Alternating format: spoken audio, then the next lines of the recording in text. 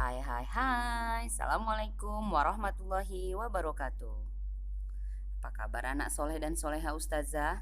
Semoga hari ini lebih baik dari hari kemarin. Jangan lupa tetap semangat dan selalu jaga kesehatan. Masih harus tetap memakai masker, mencuci tangan pakai sabun, dan menghindari keramaian.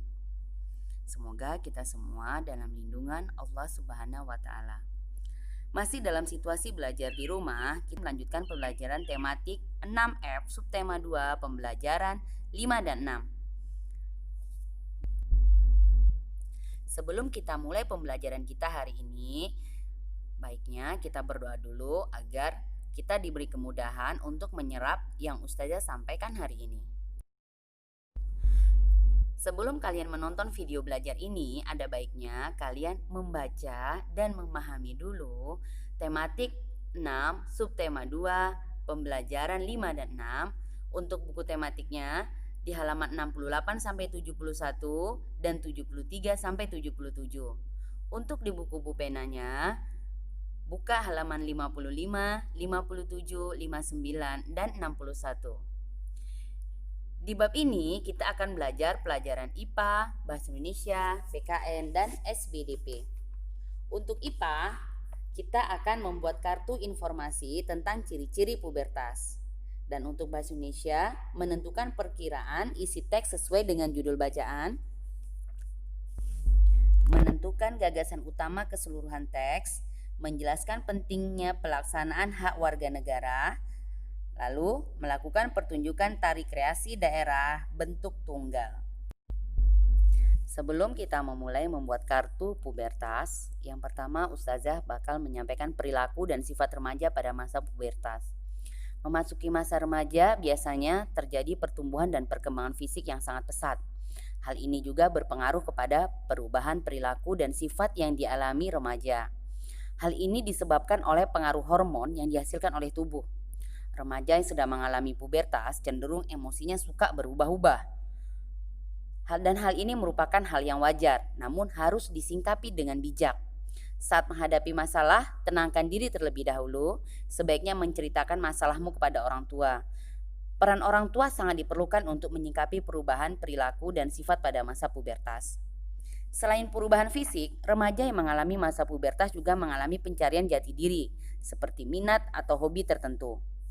Emosi yang berubah-ubah juga membuat remaja cenderung lebih menyukai kondisi yang terikat dengan kelompoknya.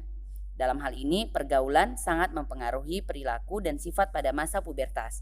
Maka sebaiknya pilihlah teman-teman yang baik dan dapat saling mendukung dalam hal yang positif.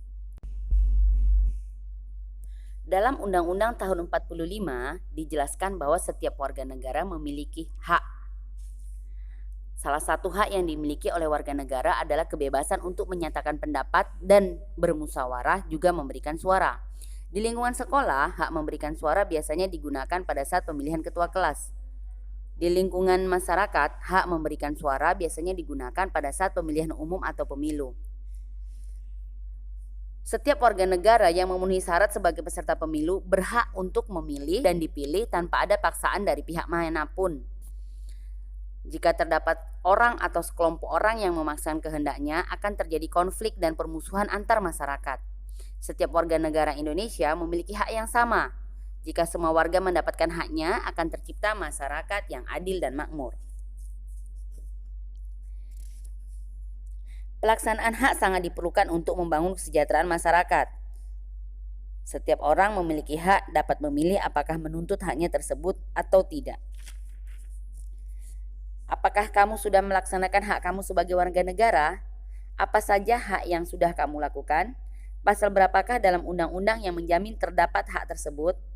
Menurut kamu, apa pentingnya pelaksanaan hak tersebut? Menuliskan gagasan utama dan kalimat utama setelah membaca teks non-fiksi. Ayo, diingat kembali. Setiap teks non-fiksi memiliki gagasan utama. Gagasan utama merupakan pokok pikiran sebuah teks. Sebuah teks terdiri dari beberapa paragraf. Setiap paragraf memiliki kalimat utama di dalamnya. Kalimat utama berisi inti informasi dalam suatu paragraf. Suatu teks informasi penting yang dapat menambah pengetahuan pembaca. Informasi tersebut dapat diperoleh dengan membaca teks secara sesama. Membaca teks panjang memang sebaiknya dilakukan dengan bersungguh-sungguh.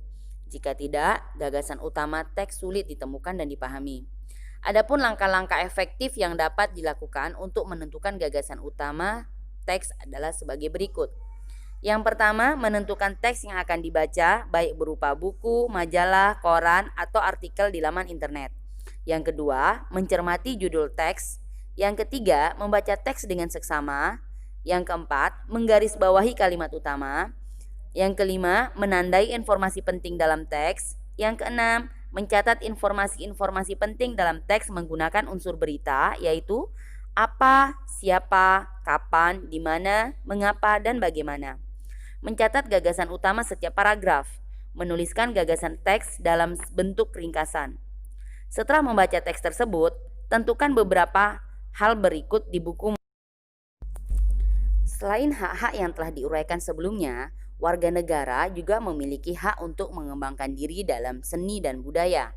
Hal tersebut tercantum dalam Undang-Undang 1945 Pasal 28C ayat 1.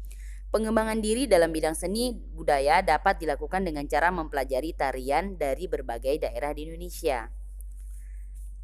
Pada pembelajaran sebelumnya, kamu telah mempelajari beberapa gerakan pada tari tunggal.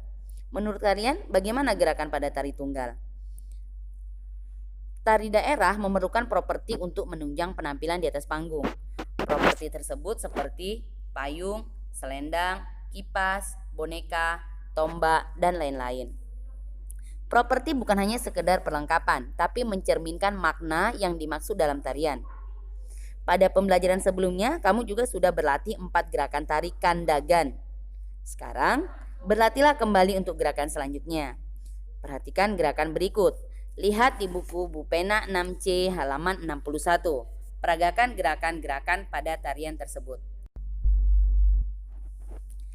Demikian pembelajaran kita hari ini. Semoga apa yang Ustazah sampaikan mudah dipahami. Sampai ketemu di pembelajaran berikutnya. Tetap sehat, tetap semangat, dan tetap ceria. Wassalamualaikum warahmatullahi wabarakatuh.